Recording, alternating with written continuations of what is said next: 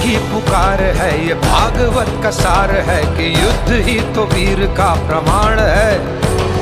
कौरवों की भीड़ हो या पांडवों का नीड़ हो, जो लड़ सका है वो ही तो महान है। जीत की हवस नहीं, किसी पे कोई वश नहीं, क्या जिंदगी है ठोकरों पे मार दो। मौत अंत है नहीं तो मौत से भी क्यों डरे, ये जाके आसमान में दहाड़ दो। आरंभ है प्रचंड, बोले मस्तकों के झुंड, आज जंग की घड़ी